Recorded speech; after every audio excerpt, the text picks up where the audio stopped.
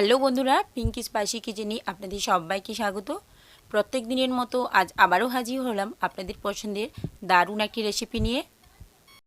আজ হাজির হয়েছি বাঙালির সবচেয়ে প্রিয় রেসিপি ইলিশ পোস্ত।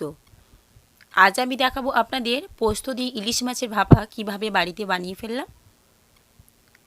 তার আগে বলে রাখি, যদি আমার ভিডিওটা ভালো লেগে থাকে বা আমার ভিডিওটা যারা প্রথম কিংবা নতুন দেখছেন, অবশ্যই আমার চ্যানেলটিকে সাবস্ক্রাইব করে পাশে থাকার অনুরোধ থাকলো। পোস্ত দিয়ে ইলিশ মাছের ভাপা বানানোর জন্য আমি এই রকম একটি বড় সাইজের ইলিশ নিয়ে নিলাম। ইলিশটাকে পরিষ্কার করে নিয়েছি। ইলিশটাকে আমি বাড়িতেই কেটে নেব। দেখুন, এইভাবে ভালো করে আঁশগুলো পরিষ্কার করে নিয়েছি। এরপর ইলিশটাকে আমি ভালো করে গোল গোল পিস কেটে নিচ্ছি।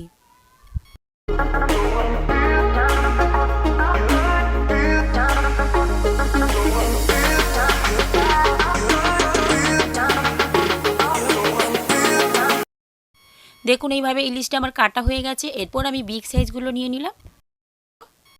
এরপর দেখুন, ইলিশ মাছের মধ্যে লবণ, হলুদ ও অল্প লঙ্কার গুঁড়ো দিয়ে ভালো করে ইলিশ মাছটাকে ম্যাগনেট করে নিলাম এবং সবার শেষে দিয়ে দিলাম অল্প সর্ষের তেল। এইভাবে যদি ইলিশটাকে ম্যারিনেশন করে কিছু সময়ের জন্য আপনারা রেখে দেন, তাহলে কিন্তু ইলিশ মাছের ভাপাটা খেতে কিন্তু অনেকটাই সুস্বাদু হয়। দেখুন, এইভাবে কিছুক্ষণ রেখে দিলাম।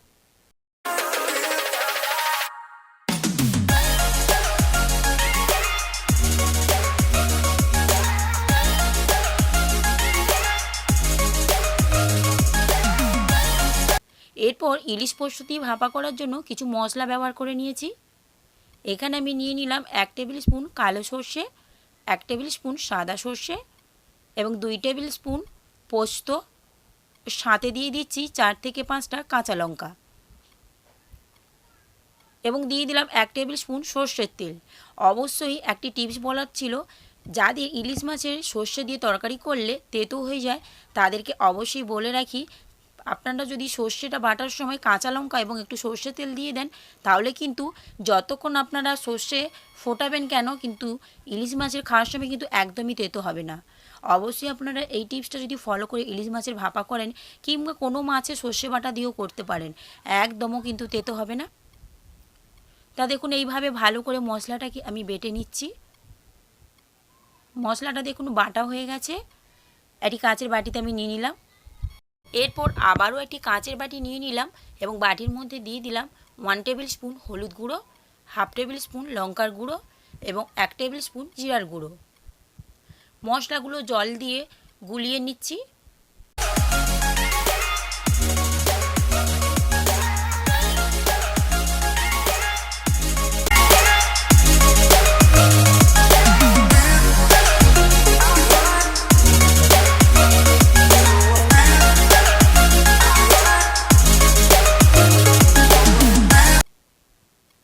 এরপর কড়াইয়ের মধ্যে দিয়ে দিলাম সর্ষের তেল। গরম হলেই দিয়ে দিলাম 1 টেবিল স্পুন কালো জিরে, 3 থেকে 4 পিস কাঁচা লঙ্কা চিড়ে রাখা দিয়ে দিলাম। ভালো করে সবগুলো মশলাকে ভেজে নিলাম। এরপর দিয়ে দিলাম রেডি করে রাখা জলটা, যেই হলুদ এবং লঙ্কা ও জিরের গুঁড়ো দিয়ে আমি জলটা গুলিয়ে রেখেছি, ওই জলটা দিয়ে দিলাম। এখানে আমি ডাইরেক্ট গুঁড়ো মশলাগুলো দিলাম না, যাতে পুড়ে যেতে পারে। এই জন্য ভালো করে এইভাবে জলের মধ্যে গুলিয়ে মশলাগুলো ব্যবহার করে নিয়েছি। এরপর দিয়ে ভালো করে দেখুন মশলাটাকে কষিয়ে নেব। কিছুক্ষণ কষে নিলে দেখুন এইভাবে গাঢ় হয়ে যাবে। দিয়ে দিলাম বেটে রাখা মশলাটা, দিয়ে ভালো করে আবার কিছুক্ষণ ভেজে নিচ্ছি।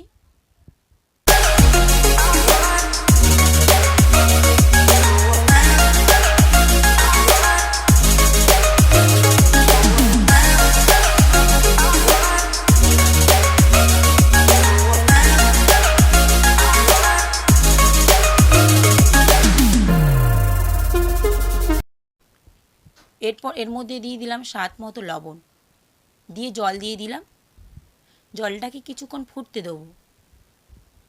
ওপর থেকে দেখুন দিয়ে দিলাম কিছুটা সর্ষের তেল।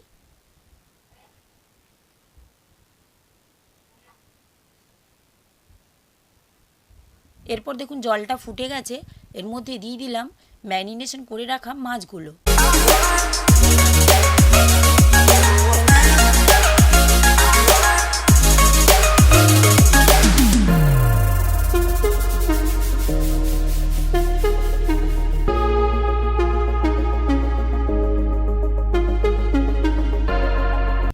দেখুন কিছুক্ষণ নাড়াচাড়া করে নিয়ে এরপর ঢাকা দিয়ে দিলাম।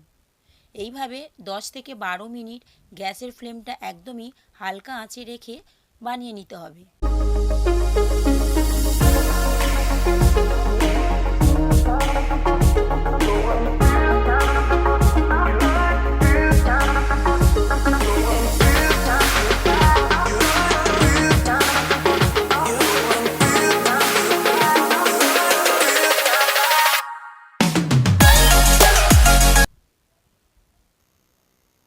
দেখুন এইভাবে কতটা সুন্দর দেখুন রেডি হয়ে গেল ইলিশ মাছের সর্ষে দিয়ে ভাপা।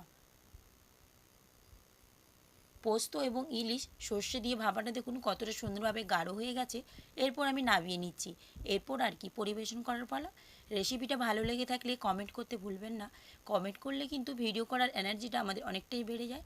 তাই কে কোথাতে এই ভিডিওটা দেখছেন অবশ্যই কমেন্ট করে জানাবেন। ভিডিওটা দেখার জন্য সবাইকে অসংখ্য অসংখ্য ধন্যবাদ।